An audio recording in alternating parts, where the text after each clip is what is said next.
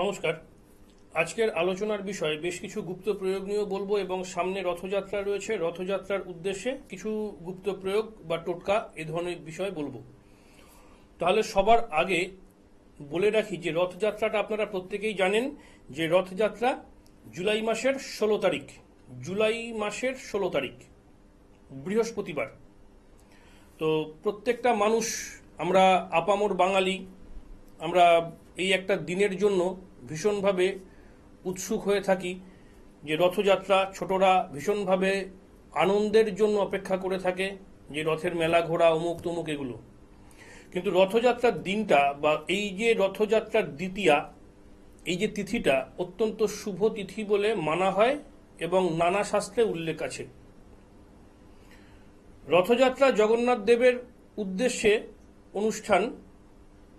জগন্নাথ, সুভদ্রা, বলরাম, আমরা প্রত্যেকেই রথ মাত্রেই এই ছবিটাই আমাদের চোখের সামনে ভেসে ওঠে। তো রথযাত্রার এই যে শুভ দিন, এই দিনকে দেখবেন বহু জায়গায় বহু শুভ কিছু হয়।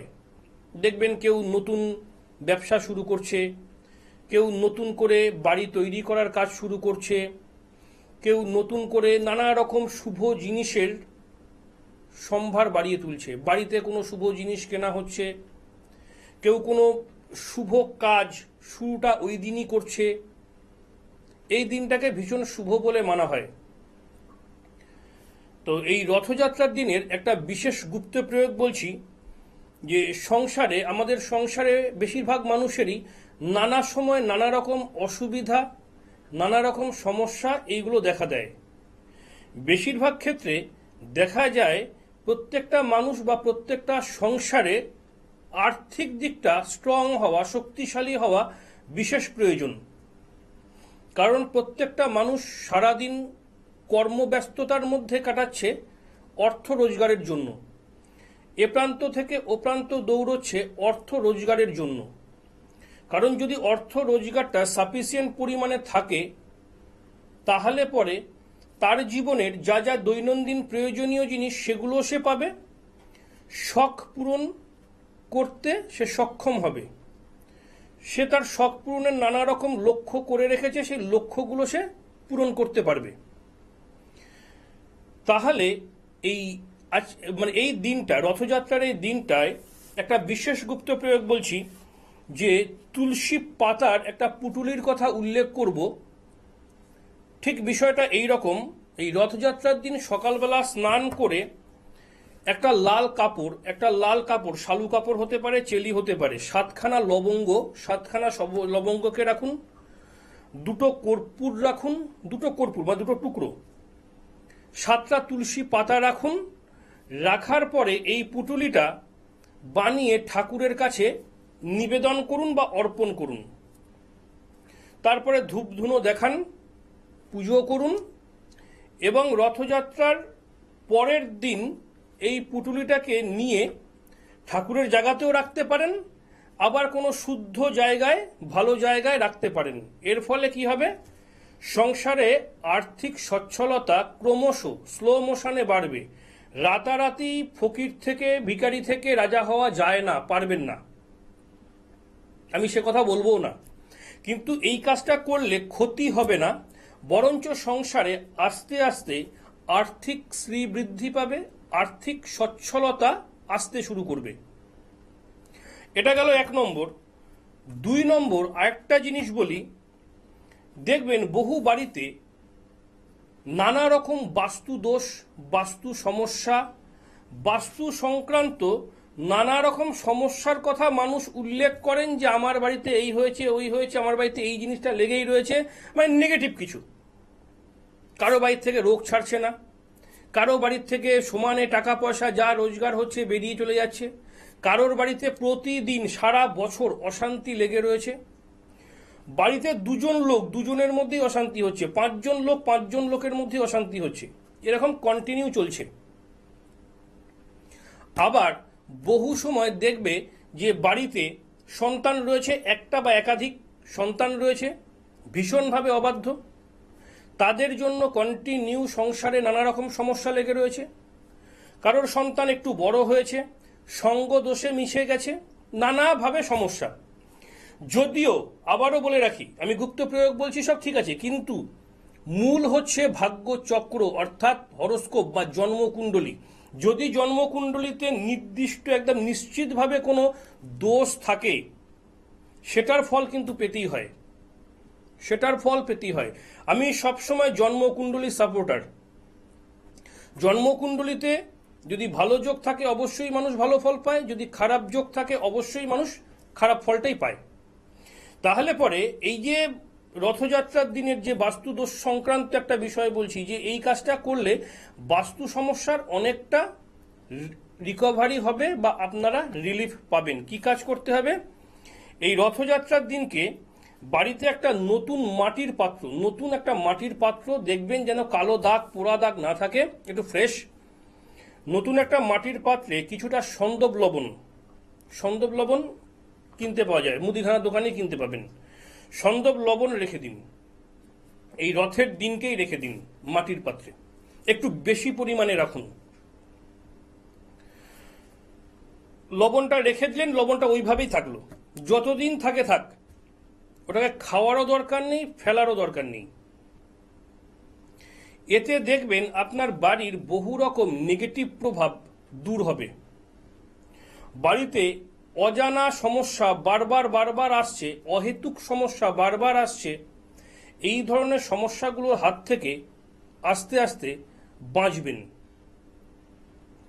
আর রথযাত্রার এই দিনটার আরেকটা জিনিস উল্লেখ করি, যেহেতু এই যে 16ই জুলাই 2026, 16ই জুলাই বৃহস্পতিবার পড়েছে, এই দিনকের আরেকটা গুপ্ত প্রয়োগ বলি, যদি করেন বেশ ভালো, যদি করেন তাহলে বেশ ভালো। আমি কোনো এক জায়গায় পেয়েছিলাম, আমার সঠিক মনে নেই, আমি যেটা সত্যি আমি সত্যিই বলি, কোনো এক জায়গায় পেয়েছিলাম, কোনো রেফারেন্স বই, কোন বইতে পেয়েছিলাম আমার এখন সঠিকভাবে মনে নেই। সেখানে আমি উল্লেখ পেয়েছিলাম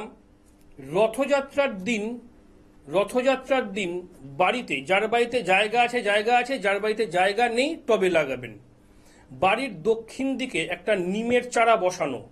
যেহেতু বর্ষাকাল চলছে, দেখবেন বহু জায়গায় নিমের চারা গজিয়ে রয়েছে, সাধারণত বড় নিম গাছের তলাতেও দেখবেন নিমের চারা, ছোট ছোট চারা গজিয়ে রয়েছে।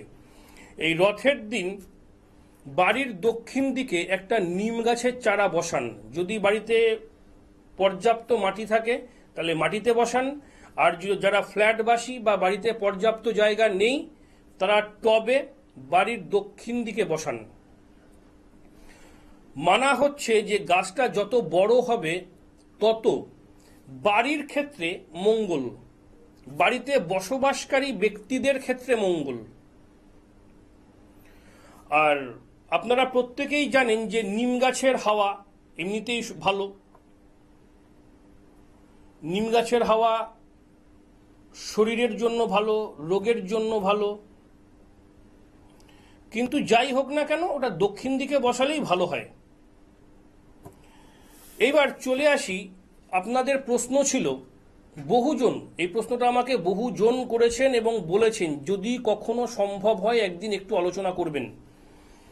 কারণ আমি বহু সময় বলে দেই যে আমি যে কাজগুলো করি, আমি সব কাজ জানি না, সব কাজের দায়িত্ব আমি নেই না। যে কাজ জানি তার দায়িত্ব নেই, যে কাজ জানি না আমি একদম স্পষ্ট ভাষায় জানিয়ে দেই যে এটা আমার দ্বারা হবে না।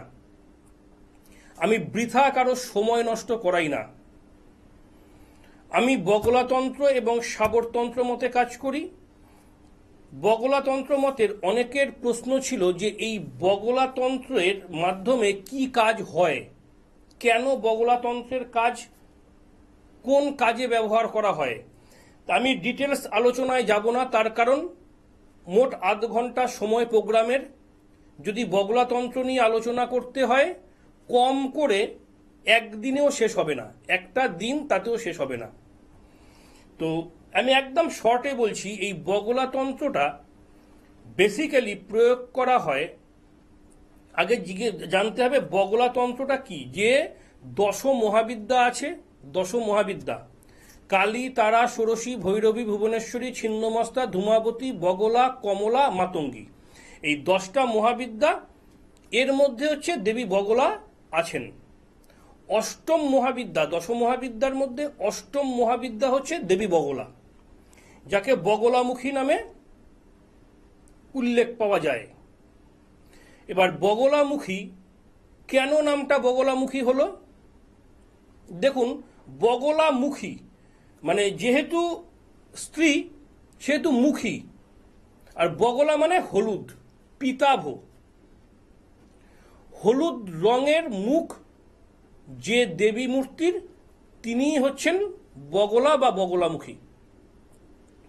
তাহলে এটা অষ্টম মহাবিদ্যা এবং এটা খুব উগ্রবিদ্যা, এটা খুব উগ্রবিদ্যা। উগ্রবিদ্যার মধ্যে বগলামুখী পড়ে, ছিন্নমস্তা পড়ে, ধূমাবতী পড়ে, মাতঙ্গীও পড়ে।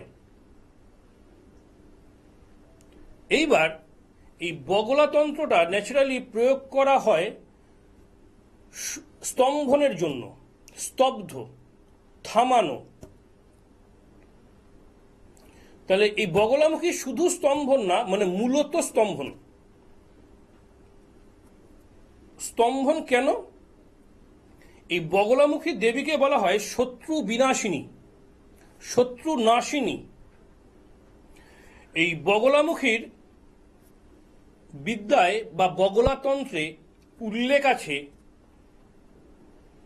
যে বায়ু, যে বাতাস, হাওয়া বয়,